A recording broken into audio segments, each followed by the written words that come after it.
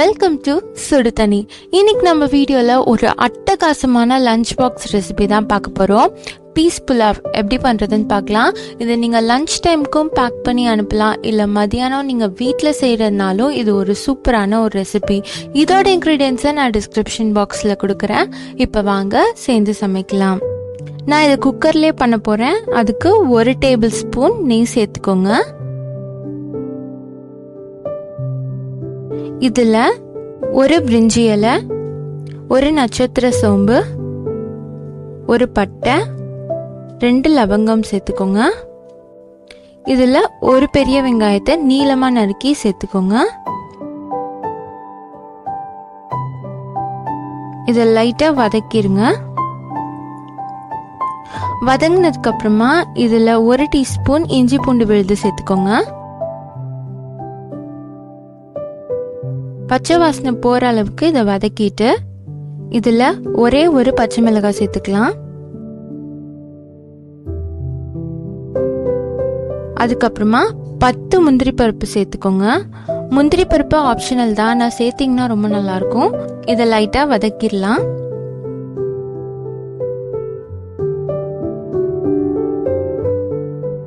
வதங்கினதுக்கு அப்புறமா இதில் பட்டாணி சேர்த்துடலாம். நான் 1 கப் பட்டாணி சேர்க்குறேன். இந்த பச்சை பட்டாணியை நான் வாஷ் பண்ணிட்டு இதில் சேர்த்துக்கிறேன். இப்போ எல்லாம் மிக்ஸ் ஆயிடுச்சு. இதில் பாஸ்மதி ரைஸ் சேர்க்கலாம். நான் 1 கப் பாஸ்மதி ரைஸ் எடுத்திருக்கேன். இதை ஜஸ்ட் வாஷ் பண்ணிட்டு சேர்த்துருக்கேன், ஊரெல்லாம் வைக்கல. இது எல்லாத்தையும் நல்லா மிக்ஸ் பண்ணிடுங்க. இப்போ 1 கப் பாஸ்மதி ரைஸ்க்கு 1.5 கப் தண்ணி சேர்க்குறேன். ஏன்னா நான் ஊற வைக்கல, அதனால 1.5 கப் சேர்த்துருக்கேன். சப்போஸ் நீங்கள் அரை மணி நேரம் ஊற வச்சுருந்தீங்கன்னா இதுக்கு 1 கப் தண்ணி போதுமான அளவு இருக்கும். இப்போ மிக்ஸ் பண்ணிட்டு இதில் 1/2 டீஸ்பூன் உப்பு சேர்த்துக்கோங்க.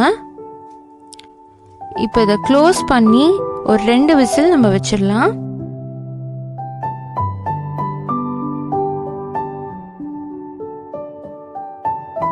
ரெண்டு விசிலுக்கு அப்புறமா இது ரெடி ஆயிருக்கும். ஓப்பன் பண்ணி பார்த்துடலாம்.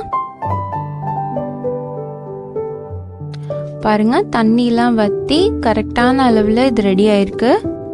உங்களுக்கு புலாவ் இந்த பதத்தில் இருந்தால் தான் கரெக்டாக இருக்கும். ரொம்பவும் குழஞ்சிடக்கூடாது. கரெக்டான விசில் வச்சுக்கோங்க.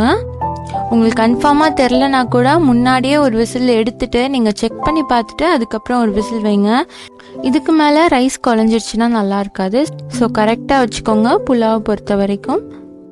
இப்போ நம்ம எடுத்து சர்வ் பண்ணிடலாம். நம்மளோட சூப்பரான பீஸ் புலாவ் ரெடி ஆயிடுச்சு. பார்க்கவே ரொம்ப யம்மியாக இருக்குது. நான் இதை பிரெட் மஞ்சூரியனோட செஞ்சு சாப்பிட்டேன். ரொம்பவே டேஸ்டான ஒரு ரெசிபியாக இருந்துச்சு.